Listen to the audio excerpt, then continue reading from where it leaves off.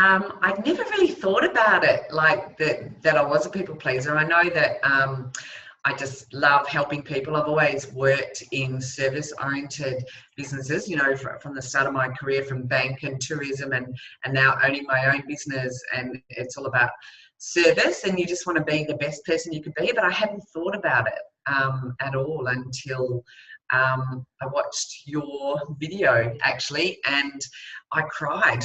I cried watching it, thinking, okay, that's what it must be about. I think I really resonated with what you were going through, juggling, you know, 2 or 3 businesses, and you're not quite sure which one you should be up or down, and trying to please everybody across all of it. So yeah, no, it hadn't occurred to me until I guess I'd heard the term on your on your posts and on your webinar.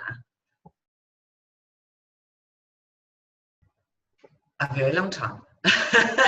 I think you grow up wanting to please your parents, and look, I probably grew up with a sister who was 14 months younger than me, and I could never please, pardon me, I could never please my mum. Yet she always did. So you're always, I guess it started from there, and then as I said, when you go into jobs and you're in the service industry, that's what it's about. But it's not even just that. It's when you're a wife and you're a sister, you're a friend, you're a mother. It's, you know, you just try and keep people happy all the time. So yeah, for a long time.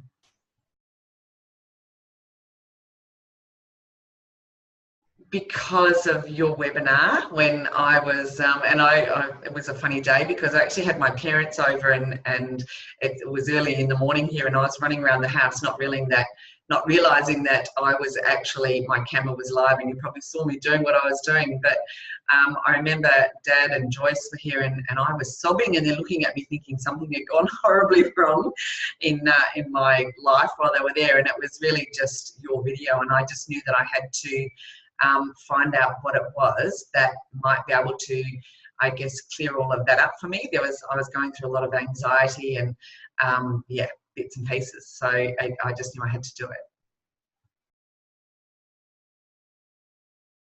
Wow.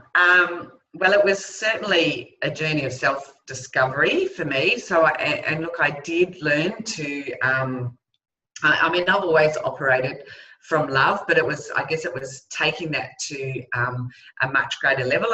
And if that's all I got from the course, I was really happy with that. But I was actually really surprised when you actually go through and answer the questions and do some of the exercises. And there was one in particular really about my childhood. And I answered the question and realised, and actually wrote that my mother didn't like me.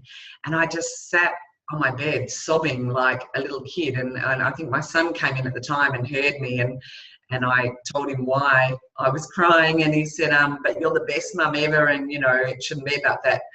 But what I guess going through all of the course, what I realized was there were beliefs that had, just through my relationship with my mother as a child, I didn't even know I had these beliefs. So, but what I had worked out was, because she didn't like me as a child, I think all of the relationships that I'd had, particularly with women, subconsciously, though I didn't know it, I thought, well, I mustn't be very likable. So because of that, I probably held back a little bit in terms of, I guess, the connections and the closeness that you can have with close friends. And look, I've probably always had really close guy friends because of that. So I think, you know, to get to 50 years of age and realize that that was a belief that you'd had, but you didn't even know it, I think that was a real opener for me. The other thing was really to let things go. So a big part of it, and you see things all the time on Facebook, in your timeline, you know, what is your purpose, what is your calling, and I really started to question that, and I really thought this course would help me work out, well, gee, maybe I'm not doing what I love. And what it did was help me realize, so in my business, I love what I do, and I love recruitment, I love helping people, but I was getting bogged down and stressed and anxious about the business side of it, you know, the profits, and are you making enough money, and how do I pay my staff? And because I was worrying about that, both you and I now know or do know there's a law about all of that, and I stopped worrying about it and just went back to enjoying recruitment for what it was. And when I did that, there was a real change and shift in my business, and all these jobs just started coming through. So, but it also reminded me that when I fell into this job nearly 20 years ago, and I used to say back then, this is the best job I've ever had in my life, and I was born to do this. And I guess between doing that and owning a business, that got a bit lost, and that has really come back for me and resonated for me. So I do know that I'm doing my soul's purpose, and I love it. And look, just in the relationships that you have, I've also learned to stand up. I would get anxious about if you had to compromise. When you're in a blended family, you have to compromise a lot. And sometimes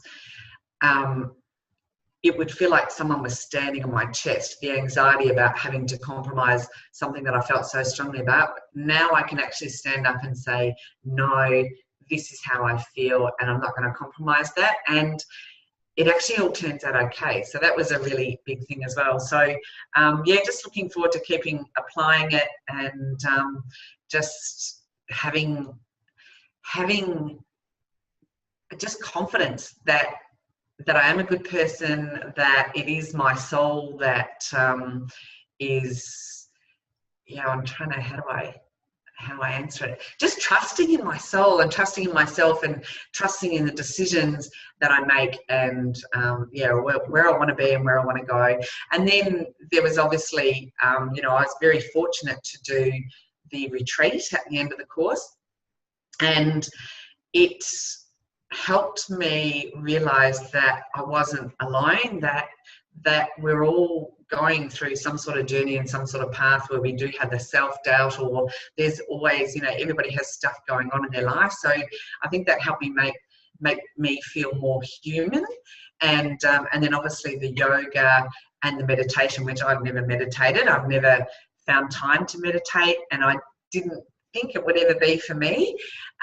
Since I've come home from the retreat, I try and meditate as much as I can, and it really does give me space for new things to come in, and it really does set me up for the day. And doing more yoga as well, which I just love. So that's a real commitment for me to keep doing all of that. And I just feel just better and more whole as a woman, and the relationships and the friendships that I have, that I feel that I've always given to, I just give so much more. So, but it's not people pleasing, it's soul pleasing. So yeah, that's it.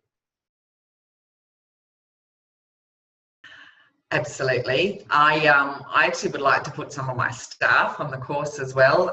Look, I think it's for any woman and every woman. It is, we are so busy, whether we're working, we're looking after children, we're being a wife and a partner, you might be a boss, you're a sister, you're a friend. So many people, I guess, have expectations on us, and then we put expectations on ourselves. And the course just really helps you, I guess, navigate your way through all of that, and know that at the end of the day, your soul is very wise, and you've got to this point in life because of all your experiences and everything that you've done. But just having confidence and standing in your own intuition and your own person, I think just helps you be a much better, happy, more fulfilled person. I also feel more present, and I've always been a grateful person, but now I'm even more grateful. So to the point where I get teary every day, but because life is so good. But you see, I guess you do see life through different eyes at the end of the course.